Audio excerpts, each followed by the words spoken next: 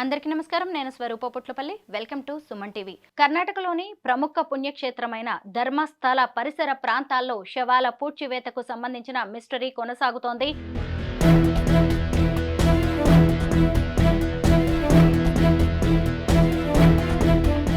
అక్కడ సిట్ బృందం తవ్వకాలు జరుపుతుండగా ఒక మగ వ్యక్తికి సంబంధించిన అవశేషాలు బయటపడ్డాయి. అలాగే 13 ఏళ్ల బాలికకు సంబంధించిన అస్థిపంజరం ఎముకలు కూడా బయటపడ్డట్టుగా వార్తలు వినిపిస్తున్నాయి. ఇంకొక వైపు ధర్మస్థల ప్రాంతానికి ఈ ఆడపిల్ల గనక వెళితే అదృశ్యం అవ్వడం, అలాగే తిరిగి రావడం అనేది ఉండదు అని కొన్ని మీడియా కథనాలు బలంగా వార్తలు వినిపిస్తున్నాయి. అసలు ధర్మస్థల కేంద్రంగా ఇదంతా ఎందుకు జరుగుతుంది? దీని వెనక ఉన్నది ఎవరు? ఎవరైనా పథకం ప్రకారమే ఇదంతా చేయిస్తున్నారా? ప్రస్తుతం నాతో పాటు బెంగళూరు నుంచి కాంగ్రెస్ స్పోక్స్ పర్సన్ స్వాతి చంద్రశేఖరరావు ఉన్నారు. తనతో మాట్లాడదాం. నమస్తే స్వాతి గారు. నమస్తే. సిట్ జరుపుతున్న తవ్వకాల్లో ఓ మగ వ్యక్తికి సంబంధించిన అవశేషాలు బయటపడ్డాయని తెలుస్తోంది. అసలు ఏం జరుగుతోంది ధర్మస్థలలో ప్రస్తుతం? స్వరూప గారు, చూడండి, ఆల్రెడీ ఒక అనామధేయ వ్యక్తి వచ్చి సవాల్‌ని నేను బరీ చేశాను. అండ్ ఇప్పుడు నాకు దాన్ని చాలా బాధగా ఉంది. నాకు గిల్టీగా ఉంది అని చెప్పి వచ్చి కంప్లెయింట్ చేసి state has taken this very seriously. Home ministry ఇది లేదా, ఎందుకంటే ధర్మస్థలం అనేది ఒక పుణ్యక్షేత్రం. కేవలం కర్ణాటక ప్రాంతంకి, రాష్ట్రానికి మాత్ర సీమితం కాదు. మొత్తం భారతదేశాల నుంచి, గ్లోబల్ నుంచి ఇక్కడ డివోటీస్ ఉన్నారు. ఇక్కడ మంజునాథ స్వామిని దర్శనం చేసుకోవడానికి వస్తారు. అలిగేషన్ ఏముంది, అది సరియో తప్పో మనకు అసలు తెలీదు. కానీ దాని గురించి ఒక థరో ఇన్వెస్టిగేషన్ అవ్వాలి అని state government has taken it up very seriously. And ఒక special investigation team SIT form చేసింది.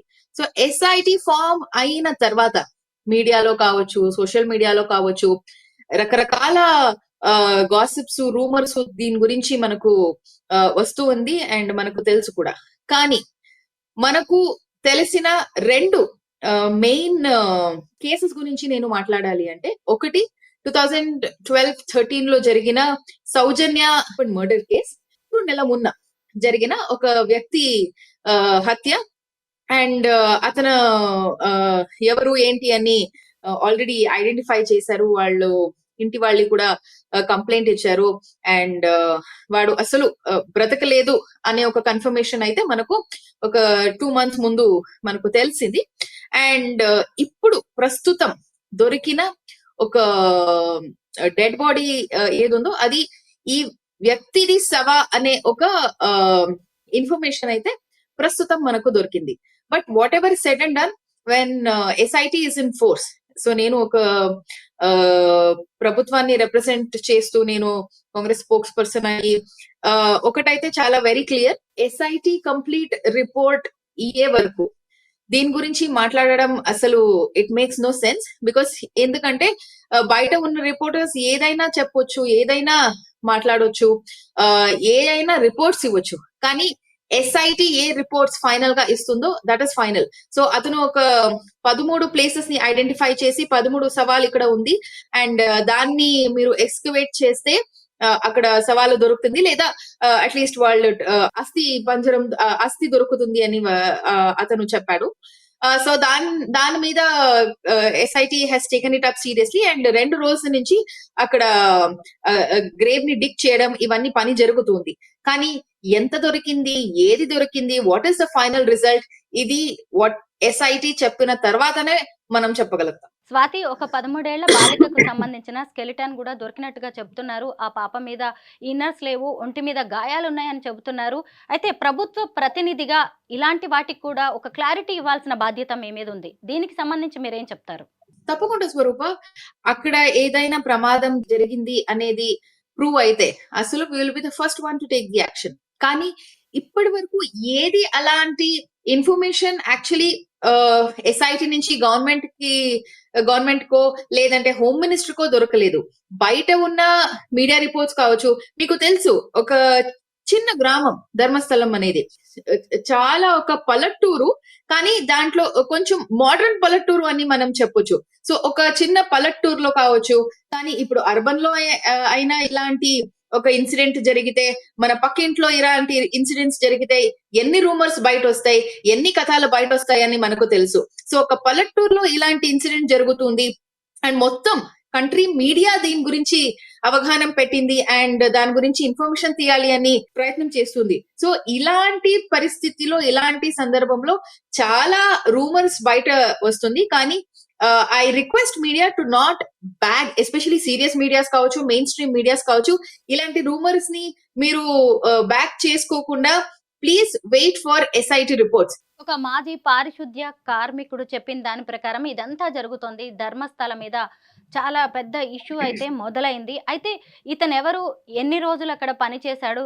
ఇతని ఫాస్ట్ ట్రాక్ రికార్డ్ ఏంటి అనేది కూడా మనం చూస్తూ ఉంటాం కదా! దానికి సంబంధించి ప్రభుత్వం దగ్గర ఏదైనా వివరం ఉందా? ఇతనే ఒక స్టేట్మెంట్ కోర్టుకి ఇచ్చాడు. ఇతను అక్కడ పని చేశాడు కొన్ని సంవత్సరం.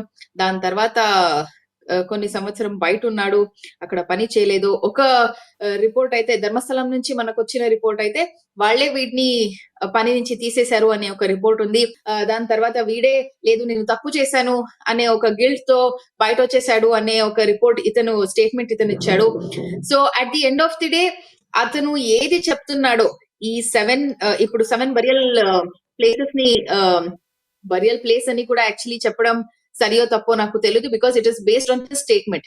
కానీ 7 ప్లేసెస్ లో ఆ వ్యక్తి చెప్తూ ఉన్న 7 ప్లేసెస్ లో ఇప్పుడు సవా ఉంది అనే చోటులో పోలీస్ ఇప్పుడు వెతుకుతూ ఉన్నారు. కానీ ఈ 13 అతను ఇచ్చిన 13 to 14 ప్లేసెస్ ఏముంది, అది అయిన తర్వాత అక్కడ ఖచ్చితంగా సవాలు దొరికిందా, అక్కడ దాని తర్వాత మనకు తెలుస్తుంది ఈ వ్యక్తి ఎంత నిజాయితీగా చెప్తున్నాడు, అబద్ధం ఆడుతున్నాడు అనేది. కాంగ్రెస్ ప్రభుత్వాన్ని బ్లేమ్ చేయడానికి నడుస్తున్న పొలిటికల్ గేమ్ గా దీన్ని భావించొచ్చా? మనం అతనికి చెప్పలేదు వచ్చి కంప్లైంట్ ఇవ్వమని, మనం చెప్పలేదు ఇలాంటి పరిస్థితి అక్కడ ఒదిగించాలి అని. సో 2012-13 లో ఈ సౌజన్య కేసు యాక్చువల్ గా ఏం జరిగిందో అప్పుడు మన సర్కారం లేదు అక్కడ. అప్పుడు ఉండేది it was BJP government. 3 chief ministers మారారు. యడియూరప్ప వచ్చారు, దాని తర్వాత సదానంద గౌడ వచ్చారు, దాని తర్వాత జగదీష్ షెట్టర్ వచ్చారు. అండ్ మనం వచ్చిన తర్వాత ఒక యాక్చువల్ గా ఇఫ్ యూ డోంట్ బిలీవ్ స్వరూప గారు, నేను మీకు చెప్తున్నాను, ఆ ప్రాంతంలో ఒక పోలీస్ స్టేషన్ లేదు. సో 2012 నుంచి రిక్వెస్ట్ చేసిన తర్వాత 2015 లో అక్కడ ఒక పోలీస్ స్టేషన్ దొరికింది. అది కూడా మా ప్రభుత్వం వచ్చిన తర్వాతనే. The past Siddaramaiah government under the regime of doctor G Parameshwar, who was then home minister also, అతను వెళ్ళి అక్కడ ఇనాగ్రేట్ చేశారు పోలీస్ స్టేషన్ ని. 2012 నుంచి 2015 వరకు 3 years ఒక ప్రాంతంలో పోలీస్ స్టేషన్ కావాలి అని అక్కడ జడ్పీ మెంబర్ ఉండొచ్చు, టీపీ మెంబర్ ఉండొచ్చు, అందరూ అక్కడ వచ్చి రిక్వెజిషన్ ఇచ్చారు. లోకల్ ఎమ్మెల్యే కూడా కొంచెం అక్కడ ప్రయత్నం చేశారు. ఇవన్నీ జరిగిన తర్వాత కూడా లోకల్ గవర్నమెంట్ కావచ్చు, హోమ్ మినిస్ట్రీ కావచ్చు యాక్ట్ చేయలేదు. ఇప్పుడు పాత హోమ్ మినిస్టర్, మాజీ హోమ్ మినిస్టర్ అరగా జ్ఞానేంద్ర గారు చాలా గొప్ప గొప్ప విషయం చెప్తున్నారు. ఇది ధర్మస్థలం వ్యతిరేకంగా చేసిన పని, అక్కడ this is an act against religion, ఇవి అవి అని. అయితే మీకు అంత అవగాహన ఉంటే ధర్మస్థలం మీద, మీకు అంత ధర్మస్థలం ఒక పవిత్రమైన స్థలం అని మీకు అనిపించుంటే, మీరు ఎప్పుడు ప్రభుత్వంలో ఉన్నారు, నేను చెప్పడం 2019 నుంచి 2023 వరకు మీరు ఉండేటప్పుడు అక్కడ ఎన్ని ప్రమాదం జరిగింది, అక్కడ ఎన్ని మర్డర్స్ జరిగింది, ఇవన్నీ జరిగిన తర్వాత కూడా మీరు అక్కడ ఒక ఎస్ఐటి టీం ఎందుకు ఫామ్ చేయలేదు? మీరు ఎఫ్ఐఆర్స్ ని ఎందుకు తొక్కేయారు? ఇప్పుడు వచ్చిన ఎఫ్ఐఆర్ కావచ్చు, ఇప్పుడు వాడు వచ్చి చేసిన పని కావచ్చు, లేదా ఆ 2 lawyers కావచ్చు, వాళ్ళు కాంగ్రెస్ లీడర్స్ అయినా కాంగ్రెస్ కార్యకర్తలైనా కాదు, వాళ్ళు దే ఆర్ నార్మల్ పీపుల్. మనం చెప్పలేదు వాళ్ళకి వచ్చి కంప్లైంట్ ఇవ్వమని లేదా కోర్టు ముందుకు వెళ్ళమని. సో వాళ్ళు వచ్చారు, but this is the duty of the government. ఇంత పెద్ద ప్రమాదం జరిగిన తర్వాత, ఇంత పెద్ద అలిగేషన్స్ వచ్చిన తర్వాత, అది ఏదైనా కావచ్చు, ప్రభుత్వం ఎస్పెషలీ ఇలాంటి ధర్మక్షేత్రం మీద నమ్మకం పోకూడదు అనే ఇంట్రెస్ట్ తో, ఒక చాలా బాధ్యతతో మనం ఎస్ఐటి టీమ్ ఫామ్ చేసాం. And we're actually waiting for the reports from the SIT team. ఒక చిన్న విషయం వెళ్తూ నేను చెప్పాలి Swaroopa garu. The allegation is not on temple, the allegation is not on Shri Manjunatha Swamy. Maybe అక్కడ ఉన్న జనంలో ఉన్న అది ఎవరైనా కావచ్చు, వాళ్ళు అక్కడ ఇలాంటి ఒక గొడవ పెడుతున్నారేమో. సో ధర్మక్షేత్రాన్ని కావచ్చు, లేదా ఆ టెంపుల్ ని కావచ్చు, దీనికి లాగి తీసి టెంపుల్ ని ఒక బ్యాడ్ గా ప్రమోట్ చేయడం, I think it is a bad idea. BJP దీన్ని చాలా క్లెవర్ గా ఒక పొలిటికల్ యాంగిల్ ఇచ్చి దీన్ని పొలిటిసైజ్ చేస్తున్నారు.